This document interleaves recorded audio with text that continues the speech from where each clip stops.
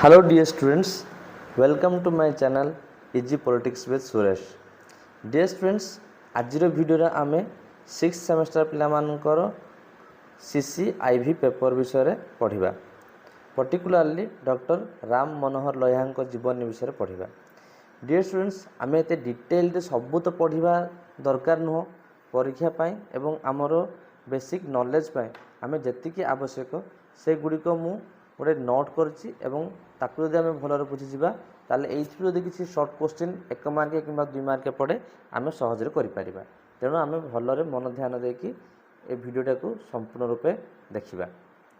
Doctor Ram Manohar Lohia थिले भारतर जड़े प्रमुख एवं आगधाड़ीर समाजवादी चिंतानायक। से कांग्रेस समाजवादी दलर एक सह संस्थापक थिले। राम मनोहर लोहिया जन्म 23 मार्च 1910 रे उत्तर प्रदेश रो अकबरपुर ठारे होइथिला। तांको बापांको नाम हीरालाल लोहिया थिला। से 2 वर्षर शिशु थिबा समय रे तांको मांको मृत्युवरण होइथिला। तांको घरर जने सेविका तांको लालन पालन करी बढ़ाइथिले एवं तांको ग्रैंडफादर मध्य तांको लालन पालन करथिले। से बॉम्बे रे हाई स्कूल शिक्षा समाप्त करथिले।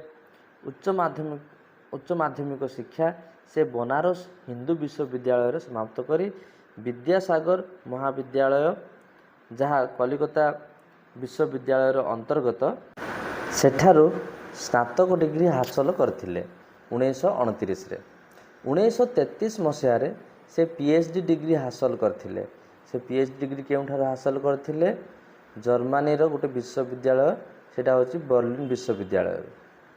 तांकर पीएचडी पेपर रो विषय थिला बा टॉपिक थिला सॉल्ट टैक्सेशन इन इंडिया और सॉल्ट सत्याग्रह इन इंडिया। ताहा लवण सत्याग्रह उपरे आधारित। 1934 मसीह रे लोहिया जयप्रकाश नारायण को सहित साक्षात करथिले।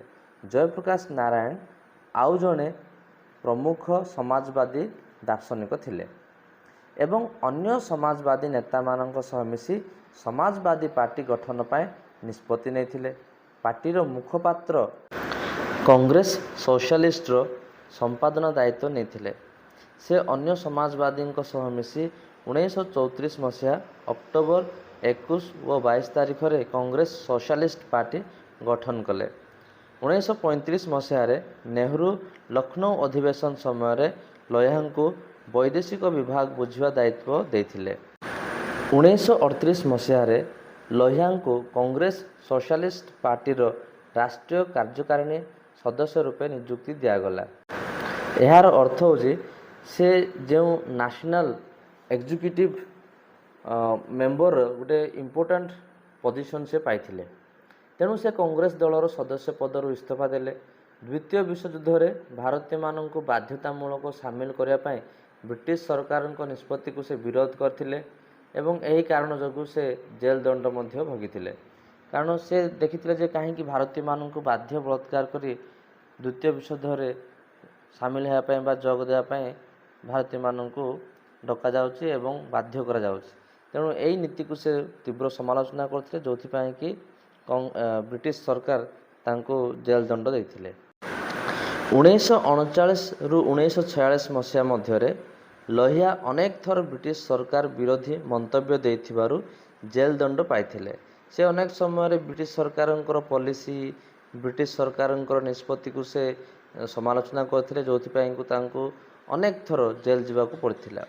देश स्वाधीन पर 1952 रु 1962 पर्यंत से नेहरू विरोध रे लड़िथिले। माने निर्वाचन रे से नेहरू अपोजिट रे रही समाजवादी कांग्रेस समाजवादी दल पक्षर नेतृत्व नहीं से निर्वाचन प्रतिद्वंदिता करथिले जोठारे कि से परास्त होइथिले।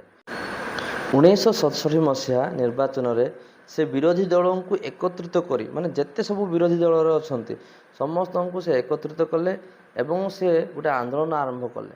कौन से आंदोलन थिला? सेटा होची कांग्रेस हटाओ देश बंचाओ। यही जो अभियान थिला से अभियान को से आरंभ कले जहाँ फल कौन होइथिला देश रे अधिकांश राज्य रे अण कांग्रेस सरकार गठित होइथिला। तेणु प्रथम थर पाए सारा भारत वर्ष रे अनेक राज्य रे ଅଣ କଂଗ୍ରେସ ସରକାରଙ୍କୁ ଦେଖିବାକୁ ମିଳିଥିଲା। 1967 ମସିହା ଅକ୍ଟୋବର 12 ତାରିଖ ଦିନ ସେ 57 ବର୍ଷ ବୟସରେ ମୃତ୍ୟୁବରଣ କରିଥିଲେ। ବର୍ତ୍ତମାନ ଆମେ ତାଙ୍କର କିଛି ଗୁରୁତ୍ୱପୂର୍ଣ୍ଣ ବହିଗୁଡ଼ିକ ବିଷୟରେ ଆମେ ଜାଣିବା, କାରଣ ଏଇଥିରୁ ହିଁ ସର୍ଟ କୋଶ୍ଚିନ୍ ଅନେକ ସମୟରେ ଆସିଥାଏ। ତ ସେ କ'ଣ କ'ଣ ଲେଖିଥିଲେ? ଫ୍ରାଗମେଣ୍ଟସ୍ ଅଫ୍ ୱାର୍ଲଡ ମାଇଣ୍ଡ, ଯେଉଁଟାକି ସେ 1949 ମସିହାରେ ଲେଖିଥିଲେ। ନେକ୍ସଟ ଲେଖିଥିଲେ guilty man of India's partition 1970, ମାନେ ସେ ତାଙ୍କର ମୃତ୍ୟୁବରଣ ପରେ ଏହି ଯେଉଁ ପୁସ୍ତକକୁ ପ୍ରକାଶିତ କରାଯାଇଥିଲା 1970ରେ। 1963ରେ ଲେଖିଥିଲେ ଆଉ ଗୋଟେ ବହି, ସେଇଟା ହେଉଛି ମାର୍କ୍ସ, ଗାନ୍ଧୀ ଆଣ୍ଡ ସୋସିଆଲିଜମ୍। ଫେର୍ ସେଇ 1963ରେ ଆଉ ଗୋଟେ ବହି ଲେଖିଥିଲେ ଇଣ୍ଡିଆ, ଚାଇନା ଆଣ୍ଡ ନର୍ଦର୍ନ ଫ୍ରଣ୍ଟାୟାର୍ସ। 1964ରେ ସେ ଲେଖିଥିଲେ ଦି କାଷ୍ଟ ସିଷ୍ଟମ୍। 1965ରେ ଆଉ ଗୋଟେ ଇମ୍ପୋର୍ଟାଣ୍ଟ ବହି ଲେଖିଥିଲେ, ଯେଉଁଟାକି ଅଧିକ ଲୋକପ୍ରିୟ ହୋଇଥିଲା, ସେଇଟା ହେଉଛି interval during politics. So dear students, ଇଏ ଥିଲା ଡକ୍ଟର ରାମ ମନୋହର ଲୋହିଆଙ୍କ ଜୀବନୀ ଏବଂ ତାଙ୍କର ଗୁରୁତ୍ୱପୂର୍ଣ୍ଣ ରଚନାବଳୀ ବା ତାଙ୍କର ପୁସ୍ତକ ଗୁଡ଼ିକ। ତ ଆଗାମୀ ଭିଡ଼ିଓରେ ଆମେ ଅନ୍ୟ ଏକ ନୂଆ ଟପିକ୍ ଆମେ ଆଲୋଚନା କରିବା।